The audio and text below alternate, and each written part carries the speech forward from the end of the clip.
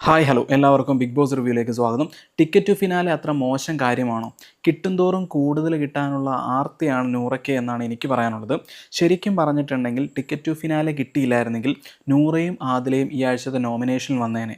അങ്ങനെയാണെങ്കിൽ സാബുമാന് പകരം ഒരു പക്ഷേ ആദിലയോ നൂറയോ ആണ് ഈ ആഴ്ച പോകേണ്ടിയിരുന്നത്. അങ്ങനെ വന്ന നൂറ പറഞ്ഞേനെ ആ ടിക്കറ്റ് ടു ഫിനാലെ എങ്ങനെയെങ്കിലും ജയിച്ചായിരുന്നെങ്കിൽ ഒരു വീക്കും കൂടെ കഷ്ടിച്ചു പോകാമായിരുന്നു എന്ന്. കൂടാതെ എവിക്ഷൻ ഇൻ്റർവ്യൂവിൽ ആര്യനോട് ഇൻ്റർവ്യൂവർ പറയുന്നുണ്ട്, ഒരു പക്ഷേ ടിക്കറ്റ് ടു ഫിനാലെ കിട്ടിയിരുന്നെങ്കിൽ ആര്യൻ ബിഗ് ബോസ് ഹൗസിൽ നിന്നേനെ, മറ്റു പലരുമായിരുന്നു പോകേണ്ടിയിരുന്നത് എന്ന്. അതിനുശേഷം ഷാനവാസ് അക്ബറായിട്ടുള്ള ചർച്ചയിൽ ഷാനവാസ് തന്നെ പറയുന്നുണ്ട്, അനുമോൾ പല പ്രാവശ്യം പറഞ്ഞിട്ടുണ്ടായിരുന്നു ഇത് ലാലേട്ടൻ ചർച്ചയാക്കി എടുക്കൂല എനിക്ക് പേടിയാവുന്നു, ഇത് ലാലേട്ടൻ ചർച്ചയാക്കി എടുക്കൂല എനിക്ക് പേടിയാവുന്നു എന്ന്. അന്നത്തെ ദിവസം, അതായത് അനീഷ് ലവ് ട്രാക്ക് ഇറക്കിയ ദിവസം, ഏറ്റവും കൂടുതൽ ഇത് കണ്ടന്റ് ആക്കി മാറ്റാൻ ശ്രമിച്ചത് ഒന്ന് അനുമോൾ, ഒന്ന് ഷാനവാസ് എന്നിവരാണ്. കാര്യം എന്താണെന്ന് വെച്ചിട്ടുണ്ടെങ്കിൽ ഷാനവാസ് ഇത് അറിഞ്ഞപ്പോൾ തൊട്ട് പിന്നെ ഇതിൻ്റെ വയ്യത്താല തന്നെയാണ്. അതുപോലെ അനുമോൾ രാവിലെ തന്നെ തുടങ്ങിയിട്ടുണ്ട് എല്ലാവരോടും പറയാൻ. ആദ്യം ആദിലനോട് പറഞ്ഞു, പിന്നെ നൂറേനോട് പറഞ്ഞു, പിന്നെ ഷാനവാസും കൂടി ഇതറിഞ്ഞപ്പം അതിൻ്റെ പുറകെ പോയി. ശരിക്കും പറഞ്ഞിട്ടുണ്ടെങ്കിൽ ഇതിനെ മാക്സിമം യൂട്ടിലൈസ് ചെയ്തത് ഷാനവാസും നമ്മുടെ അനുമോളും കൂടെ തന്നെയാണ്. ഇനി നമുക്ക് ഇന്നത്തെ ദിവസത്തെ കാര്യങ്ങളിലേക്ക് വരാം. ആദ്യം തന്നെ നെവിൻ ആ ടാസ്ക് കൊടുക്കുകയായിരുന്നു. കാറിൽ പോയി പണം എടുക്കുന്ന ടാസ്ക് 1,00,000 രൂപയായിരുന്നു. അതിന് 50,000 രൂപ നെവിൻ എടുത്തിട്ട് പോകുന്നു. അതിനുശേഷം ഒരു ടാസ്ക് ആയിരുന്നു ഏറ്റവും കൂടുതൽ ഇഷ്ടപ്പെട്ടവർ, പിന്നെ സ്റ്റാർ ഓഫ് ദ ഷോ എന്ന് പറഞ്ഞ ഒരു ടാസ്കും കൊടുത്തിട്ടുണ്ടായിരുന്നു. സാബുമാൻ പറഞ്ഞത് നെവിൻ്റെ പേരാണ്, അതിനോട് ഞാൻ യോജിക്കുന്നു.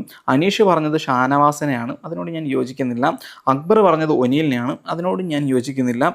നൂറ പറഞ്ഞത് അഭിലാഷിനെയാണ്, അതിനോട് ഞാൻ കുറച്ച് യോജിക്കുന്നു. നെവിൻ പറഞ്ഞത് ഒനീലിനെയാണ്, അതിനോട് ഞാൻ അത്ര യോജിക്കുന്നില്ല.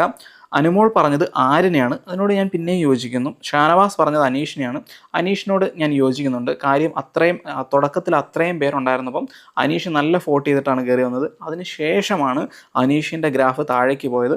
ആദിലയും പറഞ്ഞത് അനീഷിനെയാണ്, അതിനോട് ഞാൻ യോജിക്കുന്നു. അതിനുശേഷം സാബുമാൻ്റെ എവിക്ഷൻ ആയിരുന്നു. സാബുമാൻ ആ എവിക്ഷൻ എനിക്ക് ഫെയർ ആയിട്ടാണ് തോന്നിയത്. സാബുമാൻ കാര്യമായിട്ടൊന്നും ചെയ്തിട്ടില്ല, പുള്ളിയായിട്ട് നിന്നു, കുറേ പേര് ഇഷ്ടപ്പെട്ടു. അതിനുശേഷം ലാലേട്ടനോട് സാബുമാൻ പറഞ്ഞ കാര്യം എനിക്ക് ഇഷ്ടപ്പെട്ടു. അക്ബറിൻ്റെ പേരാണ്, ആരായിരിക്കും ഒരു കപ്പ് എടുക്കാനുള്ള യോഗ്യൻ എന്നുള്ള രീതിയിൽ ചോദിച്ചപ്പോൾ പറഞ്ഞത് അക്ബറിൻ്റെ പേരാണ്. അത് വാലിഡ് ആയിട്ടുള്ള റീസണും കൊടുത്തിട്ടുണ്ടായിരുന്നു. ആ കാര്യത്തിൽ ഞാൻ യോജിക്കുന്നു. ഞാൻ ഓൾറെഡി സപ്പോർട്ട് ചെയ്യുന്ന 2 പേരാണ്, ഒന്ന് അക്ബർ, ഒന്ന് നെവിൻ. ആദ്യം തൊട്ട് തന്നെ ഞാൻ സപ്പോർട്ട് ചെയ്യുന്ന ഒരാളാണ് അക്ബർ എന്ന് പറയുന്ന വ്യക്തി. അതിനുള്ള കാരണം കൂടെ ഞാനിപ്പോൾ പറഞ്ഞേക്കാം.